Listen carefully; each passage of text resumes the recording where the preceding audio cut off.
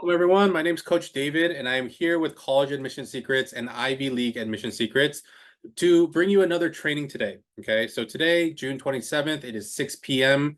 It is a little warm where I'm at. Hopefully, everyone else is a little bit cooler, but I'm guessing that it is hot everywhere right now. Okay, so today we're going to be talking about creating an Ivy League profile. We're going to focus on two areas, the activities and the academics. Okay, so before we jump in, I just want to introduce ourselves so that you guys have just a little bit more context of, where our backgrounds are and how we have begun this group.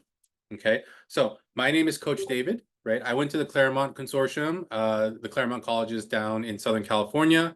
I majored in political science and Asian studies. I actually went to law school afterwards. I am a former lawyer, right? I have also worked in the offices of undergraduate and law school admissions. And I've been working on college admissions for about 15 years now, right? I've saved families a lot of money on college as well. Okay, so financial aid is another piece that we do help families with, right? I do have students that are accepted into all the Ivies, right? And Ivy Plus schools, right? So any kind of top 20 school you can think of, I have experience getting a student there, right? And I'm ready to help your students succeed. Now, my kind of co-host in this journey is Coach Tony. You probably saw him for the last couple weeks, right? He is our fearless leader at College Admission Secrets. He was accepted at UCLA, UCI, both full rides, but because he wanted to get a little further away from home, he went to UC Berkeley, where he worked as in the admissions office there. He also worked as an admissions reader afterwards. And he has a list of accomplishments as well, starting his own charter school. He was TikTok's first educational partner, and he has also been helping students and families for the last 15 years. Okay. Now, we talk about our Ivy kind of success stories, right? Our students have worked really hard and they've reaped the benefits of that, right? So we have literally a student at every one of the Ivy Leagues, right? Sometimes multiple per year, right? Just this year, we have students in at Caltech, we have students in at Rice, at Emory, right? At Stanford, right? At Columbia, Cornell, Berkeley, right? Now, that's just kind of a short kind of listing of our accomplishments. That's a small percentage of our students. Many more of our students do attend other great schools, right? Now, the Ivy Leagues are great. The Ivy Plus schools are great, right? But literally speaking, if you go to a top 100 school in the United States, you're going to a top 1% school, okay? But in this session today, right, we are going to be focusing on the Ivy League profile. We're going to prepare for academic rigor. We're going to talk about class progressions and how to get further. And then we're going to focus kind of on activities and how to show your interest, dedication, and effort in the right way so that colleges are kind of valuing what you have done. Okay.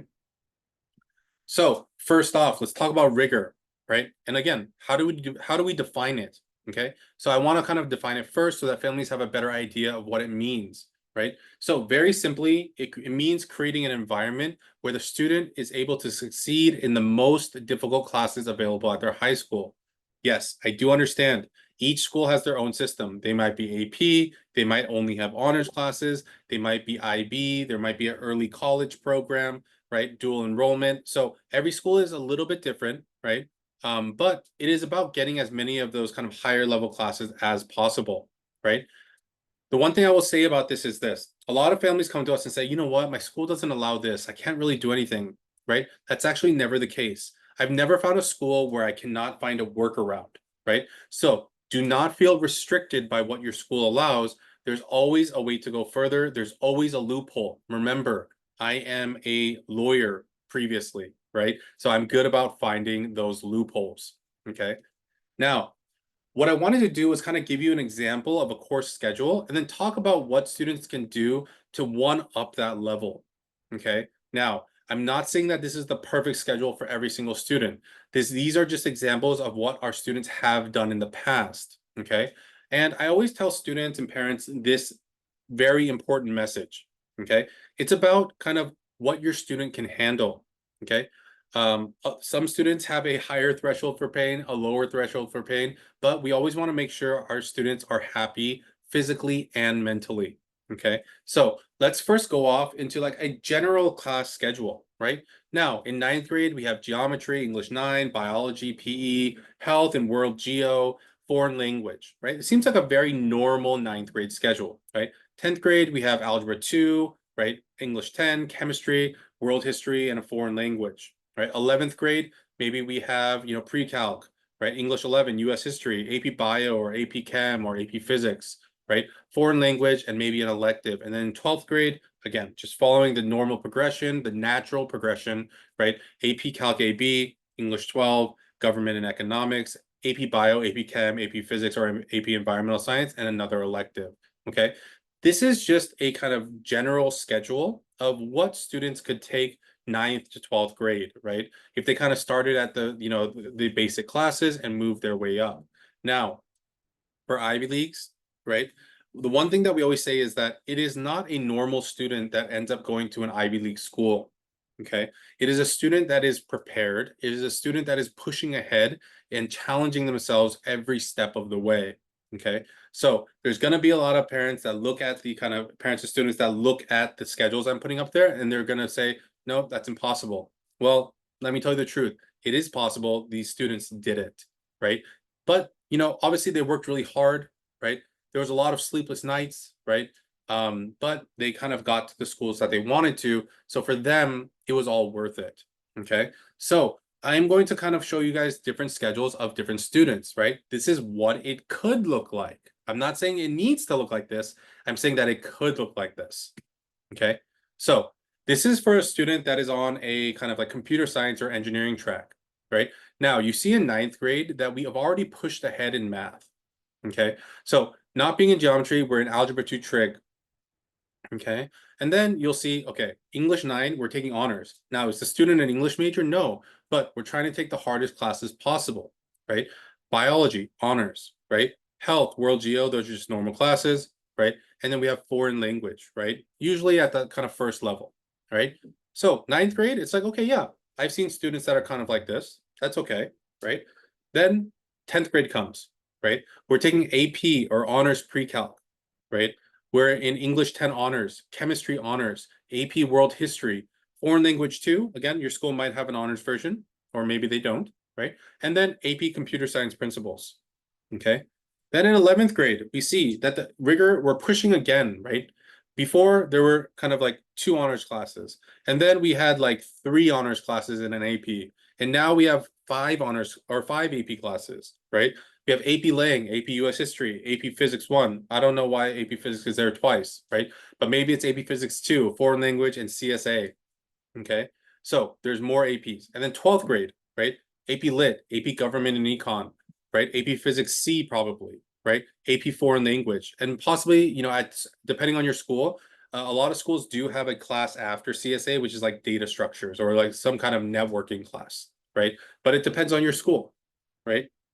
Now, this seems like a very kind of like rough schedule, right? But this actually is not it, right?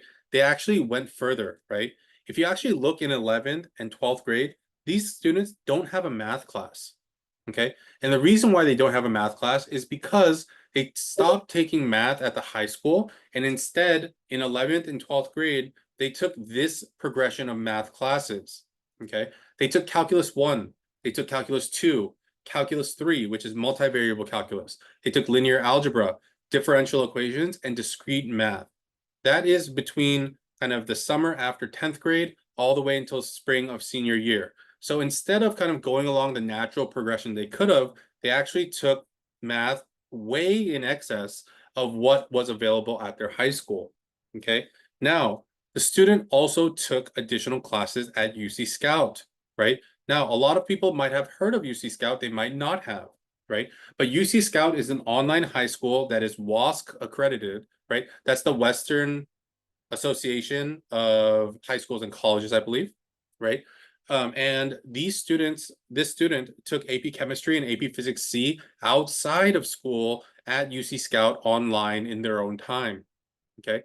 In addition to that, this student also took classes in computer science in addition to the ones that were taken at school, okay? So after they got through CSA, they had which was in 11th grade, right? They had their AP score, and once you have your AP score, a lot of the community colleges will let you pass a lot of the prerequisites that are needed in order to get to higher levels. Once he did, right, he was able to go further, take more classes there that he was interested in.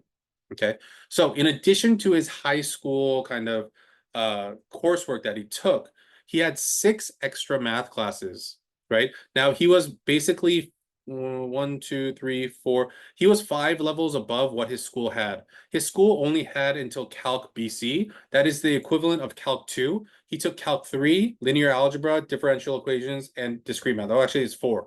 He was 4 levels above what his school offered. Okay. In addition to all the science classes that he took during his high school years, he also took AP chemistry and AP physics outside of class or outside of school, right? And he also took 3 additional computer science classes above the level of the classes that he was taking at his high school. Okay, so this is the academic profile of a student that is going to those kind of CS engineering programs at the Ivy League or Ivy Plus schools. Now, a lot of kind of parents might be thinking, oh, that's a little too much, right? It's pushing a little too far. I will give you this advice, and we went over this, I think it was about a month ago, right? At Harvard, 95% of the students that were entering because they were accepted, right, we're at the multivariable calculus level or higher, right? That means that 95% of the kids look like this student, at least for math. The other sections, they didn't have stats on. But for math, they said 95% of students that were accepted were at multivariable calculus or higher, okay? A lot of people might be thinking right now, like, oh my God, my school doesn't have that, or like they don't allow that, or this or that. Again, we can find you options, okay? There's always a loophole. The one thing I will say here is this, right?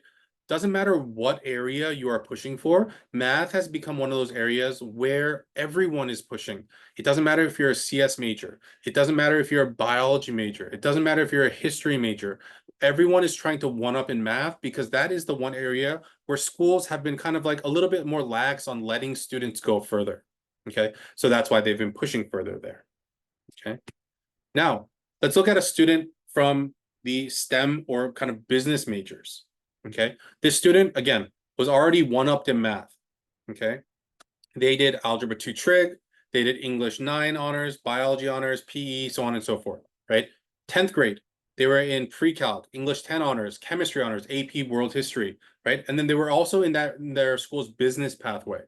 Okay, in 11th grade, they jumped to AP Calc BC. They were in AP Lang, AP US History, AP Chemistry, right? Foreign language, and their business pathway class. And then in their 12th grade year, they were in AP Statistics, AP Lit, AP Government Econ, AP Bio, and AP Foreign Language, plus their business pathway, right? So we have a parent or a student, right? Not sure 100%, that said, I think I'd rather die. Yes, I'm not saying that this is easy, right? But some students enjoy the challenge, right? So again, it is something that it just depends on kind of what your nature is, okay? Now, for this student here, right? What did this student do to go further, right? So again, the student, they didn't necessarily stop taking math because they took AP Statistics their senior year, but instead of kind of going on to AP, like just stopping at AP Statistics, they went further. They took Calc 3, they took linear algebra.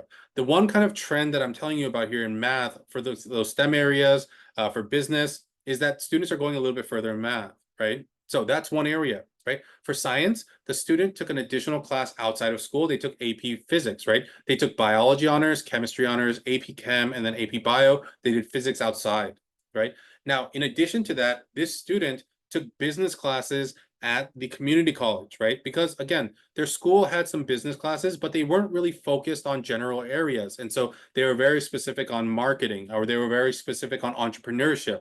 But the general information he was not able to get. So he took classes like Intro to Business, Financial Accounting, right? So this student had 2 extra math classes. They had 1 additional science class, and they had 3 additional business classes, not CS classes.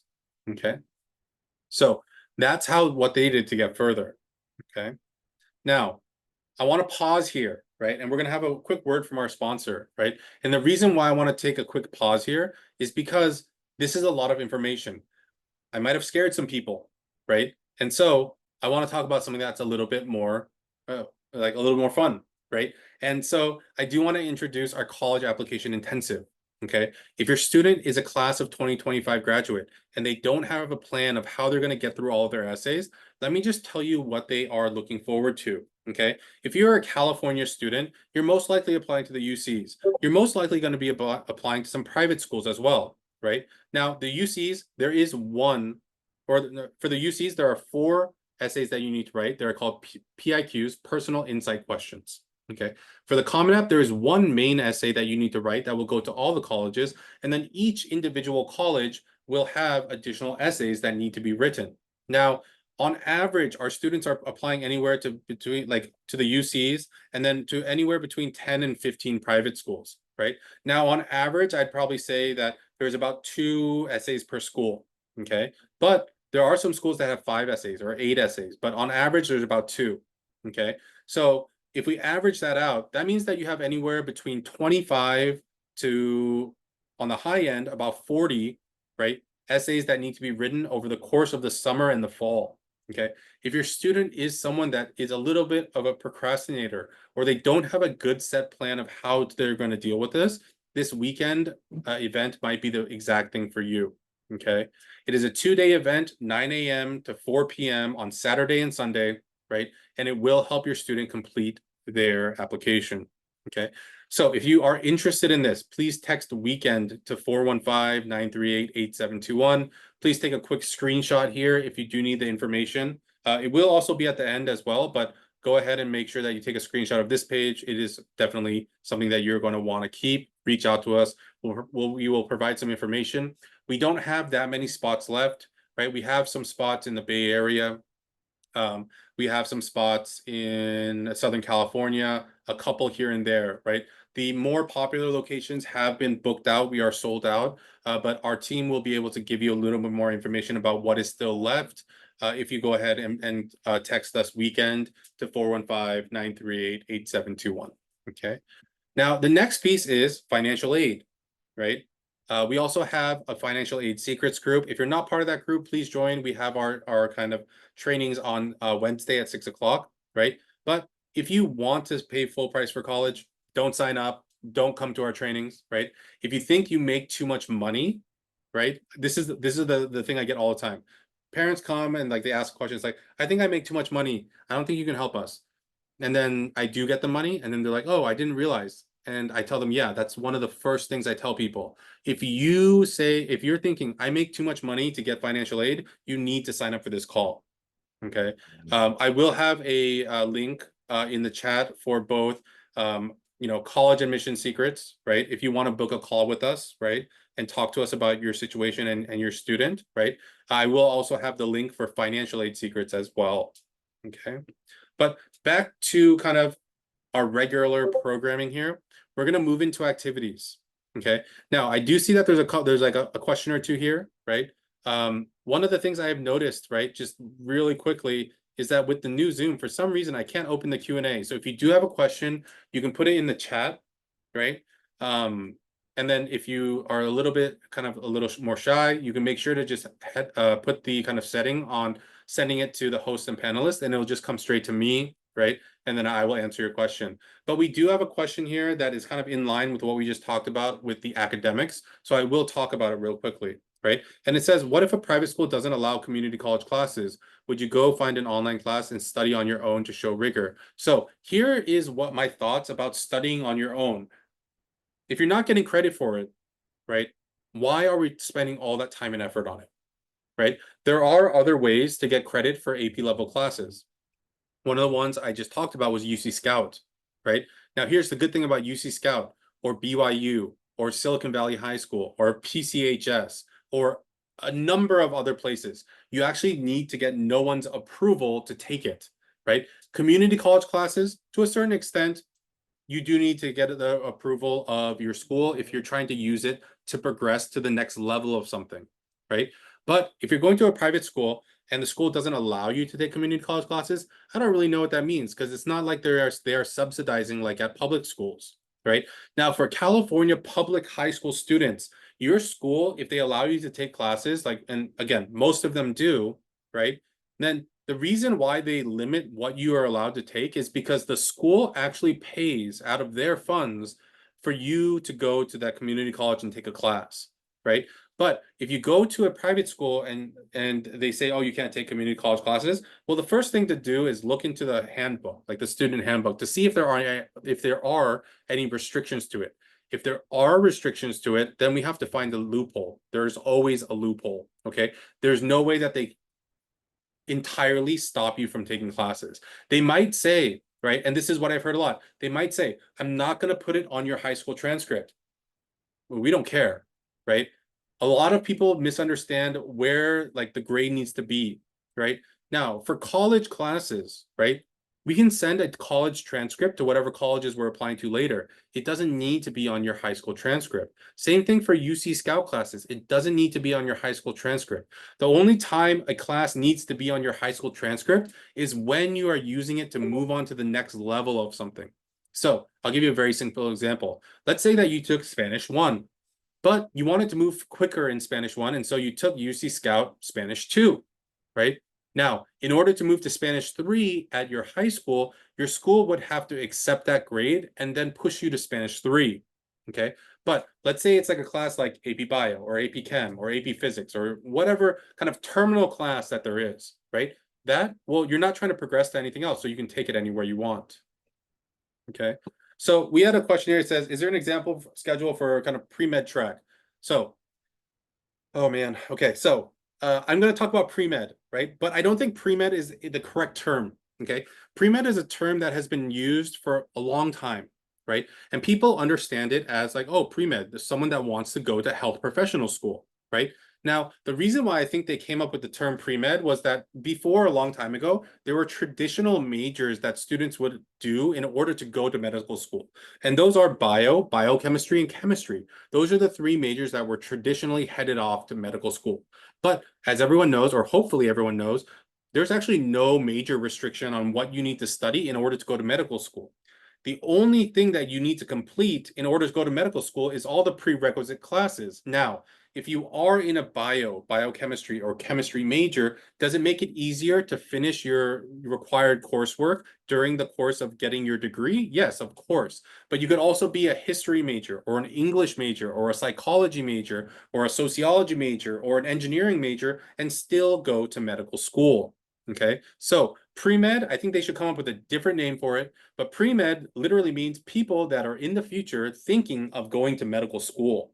Okay, so the first question that I have for this person is obviously, what is your student interested in? Maybe they're interested in something else, not necessarily biochemistry or chemistry, but the kind of pathway that I showed you like previously, that's kind of the general pathway at the high school, right? And then what would change on the back end is if we could get into further levels of biology, further levels of chemistry, further levels of, microbiology or immunology, that's where things would change just a little bit. Okay. Sorry, I went off on a little rant there, but I get the pre-med question a lot, right? And so I wanted to make sure that people understood pre-med, it literally means students that are in the future thinking about going to medical school. So I think it should be like future doctors, possibly, right? That should be the new name for it. But pre-med is used sometimes in the wrong way, right? So I just want to make sure everyone knew. Okay. But let's move on to activities here a little bit. Okay. So activities, the first piece is, well, a lot of things people say, why are they important? Okay. This is what colleges have to say about it. Okay. College admissions officers say it demonstrates passion and commitment. There's a development of soft skills, right? You contribute to your community. Evidence of time management, because obviously you're spending a lot of time on it. Unique perspectives and experiences. Okay. Personal growth and resilience and alignment with college's values. Okay. So in this section, what I'm going to be doing is telling you about two students that went to great schools and their projects, okay? One of the big things that we push in College Admission Secrets is a personal project because we think it is so vital to making a student stand out versus the rest, okay? Now, there's another term that I don't really like, and I will kind of bring it up here as well. There's a lot of parents that say, how do I make my kid more well-rounded, right? And that's where the first piece or the first kind of piece of the puzzle doesn't fit, okay? Colleges do not want well-rounded students, okay? They want students that stick out like a sore thumb, right? Like a red apple in a sea of green Granny Smith apples, okay? They want to be able to pick them out of the crowd, okay? Now, when you put all those sore thumbs together, right? Let's say we stick all the sore thumbs on a ball, right?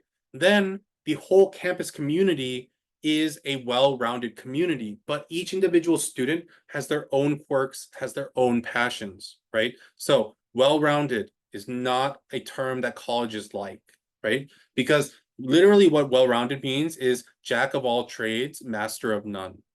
Okay, so let's go on and look at the kind of personal projects that our students did. Okay, so this is our first student. Okay, so this student created a computer science club revolving around helping students learn coding, right? Now, when we first started this club, the student was like, you know what, in my own community, there's not really a need. If someone needs a tutor, they're going to go to Coder Dojo, right? Or they're going to go here, the Coders Club, or wherever it is and get help. I want to help students that don't have the opportunity. Okay. And so she gathered people, right? And then she worked with this first team to develop an app to help solve the problem of food waste in her community, right? There's a huge problem with food waste just in general, right? Think about the last time you looked in your fridge and you're like, oh, that's bad. And it goes in the trash can, right? So they created an app where you scanned all the items that you had bought, right? And it told you kind of what the kind of expiration dates were, and it kind of pinged you and let you know what was going on with the food that was in your fridge, right? Now, this group eventually they went to competitions with this group, right? They were able to show leadership by leading this team and kind of getting them to these competitions, right? Now, here is the growth part of it, right? The first year there was 5 kids, right? The student did this for 2.5 years. In her last year of doing it, right, there was 50 plus kids, there was 4 teams, and there's 10 volunteers. She's handing it off to the next generation so that they can keep running it. Okay, this is a personal project, right? It encompasses all the different pieces we're looking for. Something that you love, right? A demographic that you want to try to help, right? It also kind of includes those leadership positions, but the biggest part is that growth and development. Okay, so if we kind of look at why this mattered, right? So the student was focused on creating an impact in her community. Okay, and that's why she focused on that lower socioeconomic group, right? It was not about her own glory, right? It was about raising the confidence of her students. You were able to see the growth in the number of students, right? But the student that created this project also had to take on multiple roles. When they first started this kind of project, they were the president, the vice president, the secretary, treasurer, PR person, and person teaching, right? But eventually she was able to develop a larger organization so that more tasks could be delegated, right? And finally, it aligned with the college's kind of values, right? The college she went to valued community building and helping underprivileged students, right? Now, I'm gonna kind of put it out there, right? Who knows where? Who can kind of guess? We'll take guesses, right? So this is a little bit of a more interactive piece, right? Let's guess where she went. Okay, so can you guys take a guess as to where she ended up? I will give you guys some time to type in the chat. Okay. All right. Someone said community college. Didn't end up there, unfortunately. Okay. So someone got the answer, so I'm going to show it. This student ended up at Stanford. Okay. Um, again, super happy, right? We applied, she was like, yeah, it's okay if I don't get in.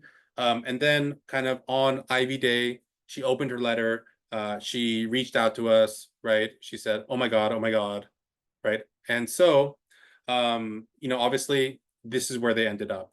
Okay. Now let's talk about student 2, right? Let's go ahead and this student is a linguistics student. Okay. So this student, what they focused on was the immigrant population. So her parents were actually immigrants, right? Her parents' English was, or her parents' English, her parents' first language was not English, right? And so she always saw that there was this little bit of a disconnect when they were trying to communicate, right? When her parents were trying to communicate with, other people, in her city, right? So what she started to do was she interviewed, transcribed, and mapped various speech patterns, right? She also did a research project on these speech patterns, right? And dialects, and tried to find the reason why English language adaptation is so difficult for certain language speakers, right? some people from different countries, right? Depending on where you're from, sometimes they pick up English very quickly. Other ones, it takes a long time for them to pick up English, right? So she was trying to figure out exactly what was going on there, right? With her findings, she became, or I can't talk right now. She began an ESL program for younger and adult learners to help them have a better grasp of the English language. Okay, using the research that she had done, right? So she started with one student, right? Again, a lot of our students, they start off slow, right? It just naturally, it starts off slow. As they find that they are kind of getting, making progress with students, the word spreads, right? Currently, there's 35 students in our organization, right? There are 7 volunteers. And again, this student's passing it off to the next generation so that they can continue the work she had started, okay? Now, again, why did this matter, right? The student identified a problem, right, in the immigrant dominant community that she lived in, right? And then they began the research to figure out why, and then implemented solutions, right? And then they were able to provide a targeted service that many also do, but in a particular way that really focused on that student's community, right? Again, growth and development of the curriculum and the student base, right? Growth and development is a huge thing, right? And then the college that this student is going to is really big on research and development, okay? Just like we did before, maybe we take a quick guess, right? Where did this student end up? Let's see the first person that gets it.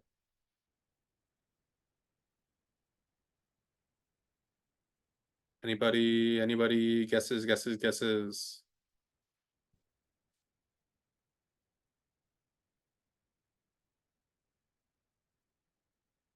We have Harvard. Okay, so I guess the general consensus is Harvard. Okay, let me tell you where they ended up. They ended up at UPenn. Okay, so again, this student, again, it was about that kind of research, right? UPenn is a school that really values research and development. Okay, you can see it in the kind of niche majors that UPenn has, right? Especially like with their kind of like management and technology majors that are kind of like a dual major between Wharton and the School of Engineering, right? You see that research and kind of like going above and beyond, right? Developing new curriculum is something that UPenn is very invested in. Okay. Now, these are just two parts of the puzzle, right? There's so many more, right? Everyone has their own story, right? But at this time, I want to kind of invite those in our audience to work with us, right? Now, I do see families that are already working with us, and I do see families that are not working with us yet, right? But what I want to do is kind of give you an invitation to work with us. Let me tell you how it works, right? I'm going to share, right, a little bit of our coaching program, what it looks like, right? If you're interested, I'm going to go ahead and provide a link so that you can take the next step in working with us, right? Our college program focuses on college selection, college exploration, major strategy, everything in between, right? As far as academics, just like you saw, we help these students select these classes. We help these students find these dual enrollment classes or these outside classes so that they can push one step further, right? Activities, again, your personal project, right? Launch and grow, right? Selecting your activities, because beyond your personal project, there's also activities that you're going to have to select throughout your years in high school. And then we also have support for internships, research, and other programs. Okay. As far as our application, we're a little bit unlike other places. For our applications, we have unlimited support, unlimited essay revisions and edits, right? And one of the big things is that the college app intensive I just told you about, when you are a rising senior, that's included in your package, right? As far as support, we have your first roadmap call, right? We also have weekly and monthly check-ins. We have daily coaching, right, in our office hours, right? And the price is going to be a lifetime access price from whenever you start all the way until you graduate from high school. Okay, so I will go ahead and put the links in the chat here for college admission secrets and financial aid secrets, right? And so if you are interested in that weekend, once again, I will say go ahead and text weekend to that 415-938-8721. I will put the links in here. In the meantime, I will kind of open it up to Q&A. So if you guys do have questions, I'm open to answering any of the questions here. We do have a question here about the prices. Our prices start at about $3,000, and then they work up depending on what you're kind of looking for in a program. Okay. So let me go ahead and put in the link here, right? If you're interested in the financial aid, because private schools, they cost about $100,000 a year, right?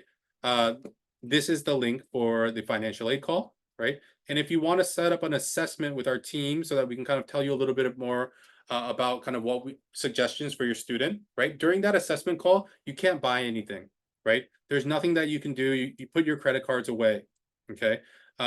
In that assessment call, we're just going to give you some suggestions about what we feel like we would want to see out of your student and what are some areas to improve on, right? So the two links are in there in the chat, okay? If we do have questions, please let us know. So we have a question here and it says, colleges are already expensive and you want to charge me an arm to even get in. Well, getting in is 80% of the battle, right? So if you know anything about the kind of rates of let's just talk about California schools, right? Last year at UCLA, UC Berkeley, and UC San Diego, all three of them had over 150,000 applications, right? You need to be in the 10%, or like not even 10%. You need to be in the kind of top 10,000 students to get in there, right? But if you're expecting to get into that level of school without putting in extra effort or getting the knowledge to, right, which you're doing during our sessions, right, then obviously there's a little bit of a disconnect, right? But students that are pushing for those kind of higher level schools, those Stanfords, those Harvards, those Princetons, right? You'd be surprised to know that there are a lot of students that do get help, right? Because a lot of the information is a little bit hidden from public view, right? There is a kind of an aura of mystery in the college admissions process. Okay. So we have a question here, and it's again, what is the point of going to those higher level schools, right? Well, it depends on what your goals are, right? If you're looking at a career like in finance, you want to go to a school where, again, the people that are going to be hiring you are going to be from, right? And especially if you're looking at like to work on Wall Street, for instance, where you went to business school does highly affect your kind of positions that you can get, right? So it's not just about the name value, right? It's also about the fit, right? So not every student chooses Harvard. Not every student chooses Stanford, right? So we have another question here. It says, is a rising junior already too late to craft a good profile for competitive colleges? No, I don't think so, right? So if you're walking into junior year, this summer actually might be the perfect time for you to talk to us because, well, if there's anything that we need to correct in the most important year possible, right? Your junior year, where you're supposed to be kind of, taking all your hardest classes, that is the time where we can kind of decide to make changes this summer and then institute them in junior year. So if that is you, right? If you're kind of like, we have a junior, but we're not exactly sure, I would say go ahead and sign up for the assessment so that we can kind of talk and see exactly where your student's at. Okay. And then we have a thing here and it says, what about medicine? Right? Not exactly sure what the question means. Are you asking what are the best schools for medicine? Well, like I just told you, pre-med is not something that exists, right? Medical school is medical school, right? So that is graduate school, right? So if you're thinking about going into medicine, if you're one of those students that in the future is hopefully going to health professional school, then again, you have to decide what is important to you. It says, what is the point of going to Ivies if I want to study medicine? Well, again, the question becomes, what is your goal, right? So if your goal is to study medicine, well, it doesn't mean that you necessarily can go anywhere, right? And I will tell you this. I'm going to put this in a very blunt way because it's the only way to put it, okay? So let's say that there's a student that goes to a school that no one recognizes, right? And there's a student that goes to Stanford or Harvard. They have the same GPA, they have the same MCAT score, they have the same activities, right? If you have to choose one, right? Again, think about it as yourself, as someone that is choosing someone. Who are you choosing, right? So the kind of name value of a school, the reputation of a school, the prestige of a school doesn't only have an effect on the kind of like, oh, my future pathway. It also has a kind of, if you are going into medicine, it has a certain effect on the people that are looking at your application. Okay. So not saying that you can't go to a great medical school from any school in the United States or even abroad, right? But there is a little bit of an allure there for students that went to these kind of high level schools. Okay. No one has asked that an employer ask them about their GPA or even where their degree is from. Realistically, do Fortune 500 companies sponsor their ambitious employees to get their MBA? So there's kind of a couple questions here, right? Um, so it all depends on what field you're in. But there are a lot of employers that ask you, oh, where did you do your undergrad? Right? Or it's on your resume already, right? So they know, right? Their GPA, there's actually some that do ask what your GPA was in college, right? It all depends on the field, right? So remember, you know, for our parents here, there are parents that are in specific fields. In your specific field, they might not, but in other fields, they do, right? And then as far as like Fortune 500 companies like sending their ambitious employees to get their MBA, I did see this a lot, maybe about like 10 years ago when the economy was a little bit better, right? But I've actually seen this on the decline, right? So a lot of kind of like people that are kind of stuck because they don't have that MBA experience or that kind of business experience for those managerial roles. I see them sometimes take time off, right? And then come back, right? Come back to their work after they're done with their MBA program. And a lot of them do like accelerated MBA programs that are like, done in, 12 or 18 months. Okay. But I have seen it on the decline. Again, there's not a lot of companies that are pouring that amount of money into their employees, unfortunately. I do think that companies should, because obviously if it's someone that you want to keep around for a long time, you want them to obviously get promoted, right? Be happy with the company, right? But I see less and less companies actually doing it. Okay.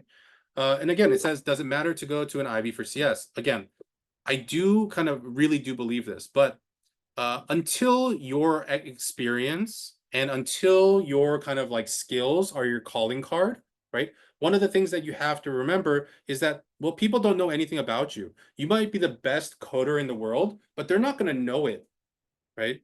Because again, they're seeing a resume, right? Now, obviously, if there's a live skills like kind of part of the kind of interview process, then yeah, they'll eventually get to see it, right? But sometimes your first job is highly dictated by kind of like the prestige of the college that you go to. Okay. We have another question here. It says, how can I start a chapter of a club at my school, and how can I stem from that chapter, which will be about animals? I'm not 100% sure what we're asking here. But I guess the question is like, how do I start a club? Well, you start a club, right? But the one thing I will tell you is this, just starting a club and then having like a monthly meeting doesn't mean anything, right? I can tell everyone here that, hey, for instance, I'm going to start a club that is going to end world hunger tomorrow, right? And then I start a club. But what has it actually done to end world hunger? Nothing. So it's all about that growth and development. If you're interested in animals, do it about animals, right? But the question is, how are you going to be active in your school community? How are you going to be active in your larger community, like your city, right? And then how are you going to grow and develop that? And then what's the reason why you're creating that club? If it's just that you have an interest in animals, that kind of falls a little short, right? Maybe you're trying to save a certain animal, right? Or you're trying to make sure that people adopt rescue animals, whatever it might be, right? That is kind of the piece that you need to focus on. Okay.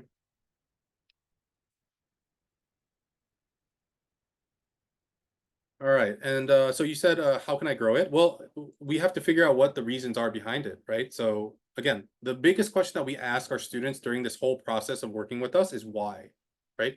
If you cannot answer that why question, there's like kind of no reason to start it, right? But before you do start it, you need to figure out why. You need to figure out what demographic.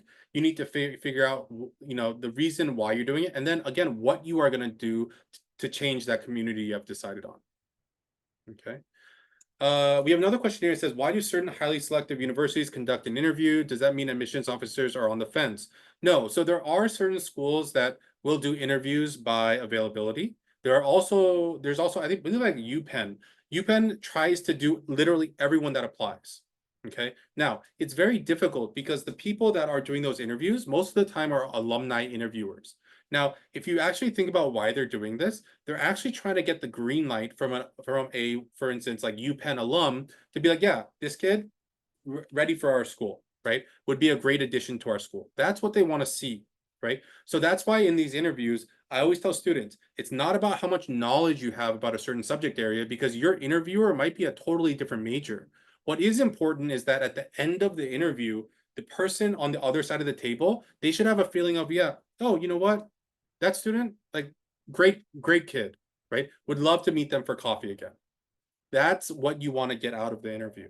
Okay. It's not about how much you know. It's not about how great you are. It's about your social skills. Are you kind of a student that is ready to be part of that community? Okay. All right. So we had a lot of questions, right? And we had a lot of very pointed questions at me today. Hopefully I answered them well. Okay.